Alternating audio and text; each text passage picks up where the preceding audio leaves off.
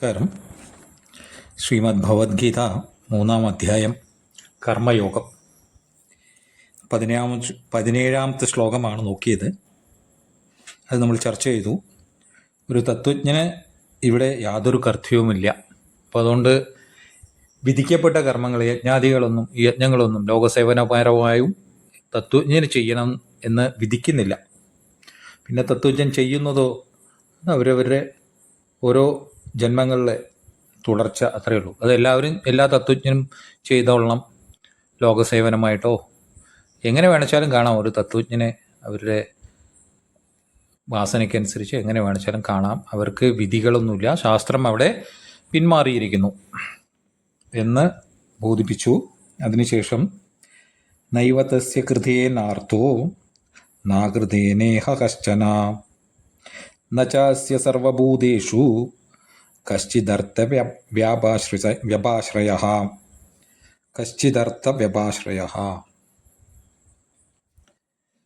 അവനെ കർമ്മത്തിലൊന്നും ആശ്രയിച്ചിരിക്കുന്നില്ല, അല്ലെങ്കിൽ കർമ്മഫലത്തിലും ആശ്രയിച്ചുകൊണ്ട് തത്വജ്ഞന് ഇരിക്കുന്നില്ല. തസ്യ ഇഹ കൃതേന അർത്ഥ എന്ന ഏവ. ഈ ലോകത്തിൽ വല്ല കർമ്മം കൊണ്ട് വല്ല പ്രയോജനം എന്നത് ആത്മാവിന് ഇല്ല. ആത്മതത്വം ബോധിച്ചവൻ ആത്മാവ് തന്നെ അവന് പരമാർത്ഥത്തിൽ ഈ ലോകത്തിൽ കർമ്മം കൊണ്ട് യാതൊരു വിധിക്കപ്പെട്ട കർമ്മം കൊണ്ട് ഇന്നത് ചെയ്തുകൊണ്ട് അവൻ എന്തെങ്കിലും നേടാനായിക്കൊണ്ട് ഫലത്തിൽ ഇല്ല. അപ്പോൾ അവിടെ കർമ്മയോഗത്തെക്കുറിച്ചല്ല, തത്വജ്ഞന്റെ നിലയെക്കുറിച്ചാണ് പറയുന്നത്. അകൃതേന കശ്ചന അർത്ഥാനയവ. അകൃതേന അകർമ്മം കൊണ്ടോ ചെയ്യാത്തത് കൊണ്ടോ ഒരു പ്രയോജനവും തന്നെ ഇല്ല. രണ്ടുമില്ല. ചെയ്തിട്ടോ ചെയ്യാതെയോ യാതൊരു കാര്യവും തത്വജ്ഞനില്ല. തത്വജ്ഞനെ സംബന്ധിച്ചിടത്തോളം ഈശ്വരനാണ്, അവിടെ കർമ്മങ്ങളില്ല. ഈശ്വര തത്വത്തെ ബോധിച്ചവൻ ഈശ്വരൻ തന്നെ.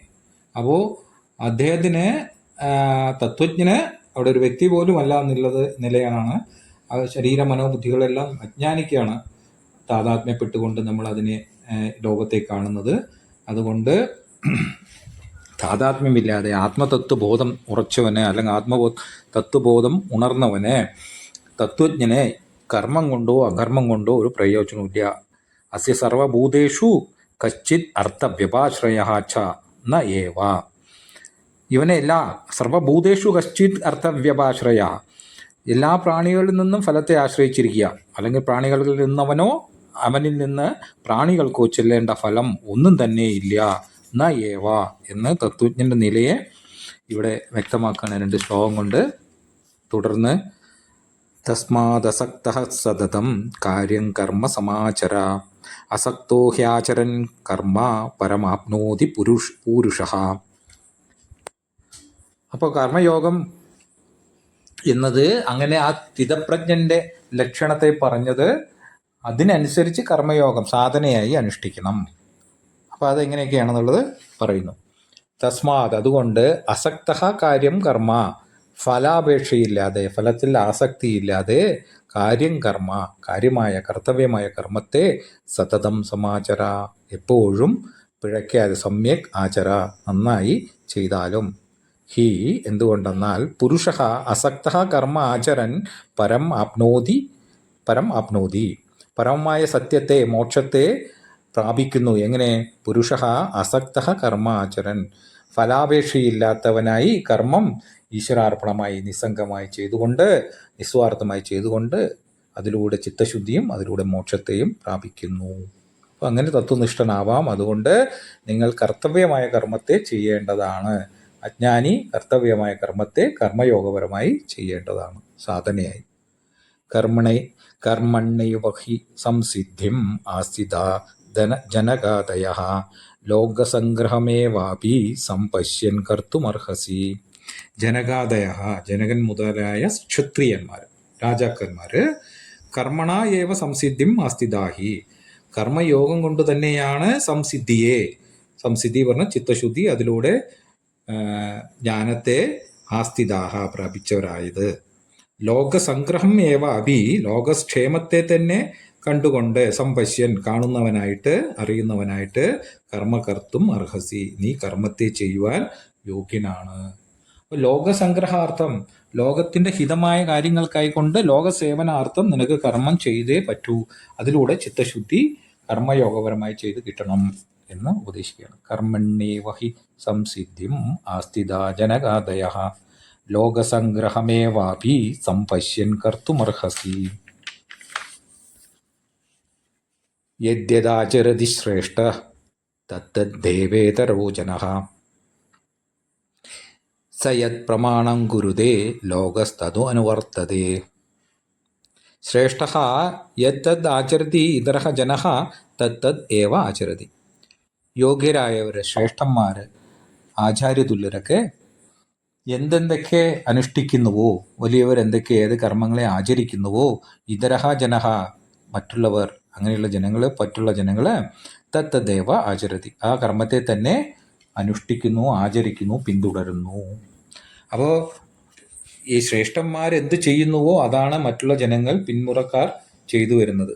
അതുകൊണ്ട് സഹയത് പ്രമാണം കുരുതേ, അവൻ ഏതൊന്നിനെ പ്രമാണമായിട്ട് ചെയ്യുന്നുവോ, ആ യോഗ്യൻ യാതൊന്നിനെ പ്രമാണമായിട്ട് ചെയ്യുന്നു, യത് പ്രമാണം കുരുതേ ലോക തത് അനുവർത്തേ, ലോകം അതിനെ തന്നെയാണ് അനുകരിക്കുന്നത്, അനുവർത്തിക്കുന്നത്. അതുകൊണ്ട് നീ കർമ്മത്തിൽ ഒളിച്ചോടരുത്. നിന്നെ കണ്ട ആളുകൾ പഠിക്കും, നീ ശ്രേഷ്ഠനാണ്. അതുകൊണ്ട് നിനക്ക് ലോകത്തോട് ധർമ്മം എന്തെന്നും ധർമ്മം എങ്ങനെ അനുഷ്ഠിക്കണമെന്നും കാണിച്ചു കൊടുക്കേണ്ട കാര്യമുണ്ട് എന്ന് പറയാം. നമേ പാർത്ഥാസ്തി കർത്തവ്യം ത്രിഷു ലോകേഷു കിഞ്ചന നാനവാപ്തമവാപ്തവ്യം വർത്തയേവ ച കർമ്മണി. പാർത്ഥ മേ ത്രിഷു ലോകേഷു കർത്തവ്യം കിഞ്ചന നാസ്തി.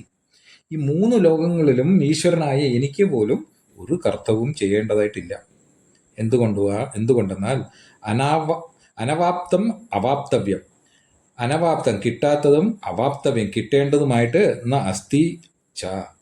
ഇവിടെ ഒന്നും എനിക്ക് ഇതിലൂടെ നേടാനോ അല്ലെങ്കിൽ കിട്ടേണ്ടതായിട്ടുള്ളതോ യാതൊന്നുമില്ല. ഇങ്ങനെ രണ്ടുമില്ല, കിട്ടാത്തതും കിട്ടേണ്ടതുമായിട്ട് യാതൊന്നും ഇവിടെ എനിക്കില്ല. അതുകൊണ്ട് എനിക്കൊന്നും ഈ 3 ലോകങ്ങളിലും എനിക്ക് ഈ ഈശ്വരൻ, അവിടെ ഈശ്വരീയമായ ഇതിലാണ് പറയുന്നത്. ഭഗവാൻ കൃഷ്ണൻ ആ ഈശ്വരന്റെ ഭാവത്തിൽ എന്ന് പറയാണ്, ഇതിൽ നിന്നും എനിക്കൊന്നും ചെയ്യാനില്ല. നമേ പാർത്ഥാസ്തി കർത്തവ്യം ന അനവാപ്തം അവാപ്തവ്യം വർത്തേയേവ ച കർമ്മണി. യദി ഹ്യഹം ന വർത്തേയം യാതുകർമ്മണ്യതന്ത്രിയഃ കർമ്മണി അതന്ത്രിതഃ മമ വർത്താനുവർത്തന്തേ മനുഷ്യാഃ പാർത്ഥ സർവശഃ.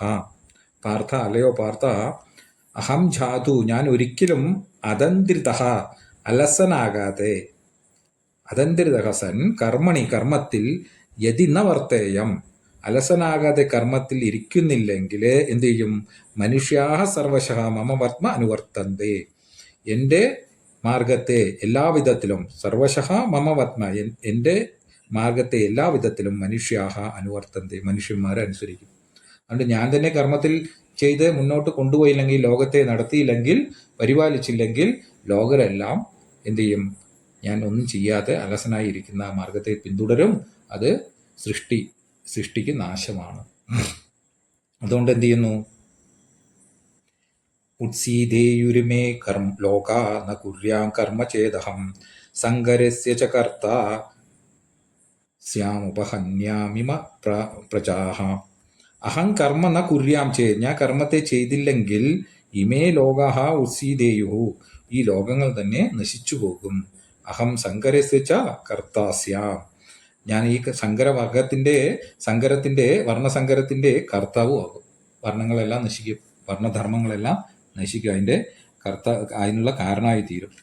ഇമാഹ പ്രജാഹ ഉപഹന്യാം, ഈ പ്രജകളെ അതിലൂടെ നശിപ്പിക്കും. അതുകൊണ്ട് കർമ്മങ്ങൾ ഞാനടക്കം ചെയ്യുന്നു എന്ന് ഭഗവാൻ പറയാണ്. അപ്പൊ കർമ്മം ചെയ്യാതെ ഒരിക്കലും ഇരിക്കാൻ സാധ്യമല്ല എന്നതാണ് പറയുന്നത്. സക്താഃ കർമ്മണ്യവിദ്വാംസോ യഥാ കുർവന്തി ഭാരത കുര്യാദിതാംസ്തദാ ആസക്താ ചികീഷുർ ലോകസംഗ്രഹം. ഭാരത, അല്ലയോ അർജുന, അവിദ്വാംസഃ തത്വമറിയാത്തവർ കർമ്മണി സക്തഃ കർമ്മത്തിൽ ആസക്തരായിട്ടാണ് ചെയ്യുന്നത്. യഥാ കുർവന്തി എപ്രകാരം ചെയ്യുന്നുവോ തഥാ ലോകസംഗ്രഹം ചികീർഷുഹു അപ്രകാരം ലോകക്ഷേമത്തെ ചെയ്യാൻ ആഗ്രഹമുള്ള വിദ്വാൻ അസക്തഃ കുര്യാത്. അപ്പൊ ഇവര് ഈ അജ്ഞൻ എങ്ങനെ ഈ ലോകസംഗ്രഹത്തില് ആസക്തിയോടെ എപ്രകാരം കർമ്മം ചെയ്യുന്നുവോ, അത് ലോകസംഗ്രഹമാണെങ്കിൽ എങ്ങനെയല്ല അവർ കർമ്മം എങ്ങനെ ചെയ്യുന്നുവോ അങ്ങനെ അപ്പോൾ എന്ത് ചെയ്യണം? അപ്രകാരം ലോകക്ഷേമത്തെ ചെയ്യുവാൻ ആഗ്രഹമുള്ള, അല്ലെങ്കിൽ ലോകക്ഷേമത്തിന് വേണ്ടി തത്വജ്ഞൻ വിദ്വാൻ അസക്ത കുര്യാത്, ആസക്തി ഇല്ലാത്തവനായിട്ട് കർമ്മങ്ങൾ ചെയ്യണം. അതാരാ? കർമ്മയോഗിക്കാണ് ഇവിടെ പറയുന്നത്. തത്വജ്ഞനിൽ കർമ്മങ്ങളൊന്നുമില്ല, തത്വജ്ഞന് വിധിക്കേണ്ട ആവശ്യമില്ല എന്നുള്ളത് നേരത്തെ പറഞ്ഞിരുന്നു. അപ്പൊ ഇവിടെ പറയുന്ന കർമ്മയോഗത്തെ ചെയ്യണം, അനുഷ്ഠിക്കണം. എങ്ങനെ? എപ്രകാരം അസക്തരായിട്ട് ഈ കർമ്മത്തിൽ സാധാരണ അജ്ഞാനികൾ പ്രവർത്തിക്കുന്നുവോ അതുപോലെ തന്നെ തത്വജ്ഞാനി പറഞ്ഞാൽ ജ്ഞാനമുള്ളവരാണ് കർമ്മയോഗത്തെക്കുറിച്ച്, അതിൽ ജ്ഞാനി തന്നെയാണ്, പക്ഷെ അതിൻ്റെ പൂർണ്ണത ഉണ്ടായിട്ടില്ല. അപ്പോൾ കർമ്മയോഗം അനുഷ്ഠിക്കുന്നവർ ഈ ലോകക്ഷേമത്തെ ചെയ്യുവാൻ ആഗ്രഹമുള്ള ആയിട്ട്, അല്ലെങ്കിൽ അതിൻ്റെ ആഗ്രഹം എന്ന് വെച്ച് കഴിഞ്ഞാൽ അതിൻ്റെ അറിവ് നേടി, അറിവുകൊണ്ട് ആഗ്രഹം വേണ്ടല്ലോ. ലോകസംഗ്രഹത്തിനായിട്ട് തത്വജ്ഞൻ എന്ത് ചെയ്യണം? അസക്ത കുര്യ, ആസക്തിയില്ലാതെ കർമ്മങ്ങൾ ചെയ്യേണ്ടതാണ്. അപ്പോൾ അതുകൊണ്ടാണ് പറയുന്നത് തത്വജ്ഞൻ എന്ത് ചെയ്യണം? ന ബുദ്ധിഭേദം ജനയേതജ്ഞാനാം കർമ്മസംഖിനാം ജോഷയേ സർവകർമാണി വിദ്വാൻ യുക്ത സമാചരൻ. അപ്പോൾ വിദ്വാൻ എന്ത് ചെയ്യണം? തത്വം അറിയുന്നവർ എന്ത് ചെയ്യണം? വിദ്വാൻ കർമ്മസംഖിനാം അജ്ഞാനാം ബുദ്ധിഭേദം ന ജനയേത്. കർമ്മത്തിൽ ആസക്തിയുണ്ട്, ഫലത്തിലൊക്കെ ആസക്തിയോടുകൂടി അവിവേകികൾ ഇങ്ങനത്തെ ഓരോന്ന് ചെയ്തിരിക്കുന്നുണ്ടല്ലോ, ഓരോ കാര്യങ്ങൾ ചെയ്യുന്നുണ്ടല്ലോ, അവർക്ക് ബുദ്ധിഭേദം ന ജനയേത്, അവർക്ക് ബുദ്ധിഭേദം ഉണ്ടാക്കരുത്. കാരണം അതാ അവിടെയില്ല ഇവിടെയില്ല എന്നുള്ളതാവും. അവരിപ്പോൾ സ്വന്തം സ്വാർത്ഥത ലാഭത്തിനായിട്ട് ലൗകികമായും ആത്മീയമായും കാര്യങ്ങളൊക്കെ ചെയ്ത് മുന്നോട്ട് പോകുന്നുണ്ട്. പക്ഷെ അവരുടെ ബുദ്ധിഭേദം അവർക്ക് ഉണ്ടാക്കരുത്. എങ്ങനെ? നമ്മൾ കർമ്മം ചെയ്യാതെ കർമ്മത്തിൽ അവരെ പോലെ തന്നെ അസക്തരായി ചെയ്യണം എന്നാണ് പറഞ്ഞത്. പക്ഷെ അങ്ങനെ ചെയ്യാതെ അകർമ്മത്തിൽ ഒരു തത്വജ്ഞൻ ഇരുന്നു കഴിഞ്ഞാൽ അവരും അകർമ്മികളാവും. അതാണ് ശ്രേഷ്ഠന്മാർ ആചരിക്കുന്നത് ആചരിത ശ്രേഷ്ഠ എന്ന് പറഞ്ഞത് അതുകൊണ്ടാണ്. ശ്രേഷ്ഠന്മാർ എന്ത് ആചരിക്കുന്നോ അത് അവരും അനുവർത്തിക്കും. അതുകൊണ്ട് തത്വജ്ഞൻ അവരെ പോലെ തന്നെ കാമനയില്ലാതെ കർമ്മങ്ങൾ ചെയ്യും. അവർ കാമനയോടെ ചെയ്യുമ്പോൾ ലോകക്ഷേമത്തിനായി കാമനകളില്ലാതെ നിസ്വാർത്ഥമായിട്ട് സേവനം ചെയ്യേണ്ടതാണ്. ജോഷയെ സർവകർമാണി, എല്ലാ കർമ്മങ്ങളെയും ജോഷയെ ആചരിക്കണം. എങ്ങനെ? വിദ്വാൻ യുക്ത സമാചരൻ, സമാഹിത ചിത്തനായിട്ട് പ്രവർത്തിച്ചു കൊണ്ടിരിക്കണം. അങ്ങനെ സർവകർമാണി ആചരയത്, അത് ജോഷയെ ആചരിക്കണം എന്ന് ഇതിൽ പറയണം. എന്നാൽ ബുദ്ധിഭേദം ജനയേത്, ഈ അജ്ഞാനികൾക്ക് ബുദ്ധിഭേദം ഉണ്ടാക്കരുത്. നിങ്ങൾ കർമ്മങ്ങൾ ചെയ്യാതിരുന്നാൽ അവനും ചെയ്യാതിരിക്കും. എന്തും കിട്ടുന്നുള്ള ആ ഒരു ലോകസേവനത്തിന് പോലും അവർ പ്രവർത്തിക്കില്ല, ലോകത്തിന് വേണ്ടി ഒന്നും പ്രവർത്തിക്കില്ല. അപ്പോൾ നിങ്ങൾ ലോകക്ഷേമത്തിനായി തത്വജ്ഞൻ കർമ്മം ചെയ്യണം. എങ്ങനെ? അസക്തനായിട്ട്. ഇവിടെ കർമ്മയോഗി എന്നുള്ളത് തന്നെയാണ് കാണിക്കുന്നത്. അതിലൂടെ ചിത്തശുദ്ധി അദ്ദേഹത്തിന് ലഭിക്കുന്നു. അല്ലാതെ തത്വജ്ഞനാണെങ്കിൽ പോലും അങ്ങനെ ആചരിക്കണം. അതുകൊണ്ട് അപ്പോൾ എന്ത് ചെയ്യും? ഇവരും ഫലാസക്തരല്ലാതെ ഇവർക്കും അതിനുള്ള വഴി കാണിച്ചു കൊടുത്തുകൊണ്ട് ഈ ലോകസേവനം ചെയ്തുകൊണ്ട് അജ്ഞാനികളെയും അവരുടെ നിലയിൽ നിന്ന് ഉയർത്തണം. അല്ലാതെ അവർക്ക് എന്തുണ്ടാക്കരുത്? ബുദ്ധിഭേദം, മനക്കുഴപ്പം ഉണ്ടാക്കരുത് എന്ന് പറയുന്നു. അപ്പോൾ നമുക്ക് അടുത്ത ശ്ലോകം അടുത്ത വീഡിയോയിൽ നോക്കാം. നമസ്കാരം.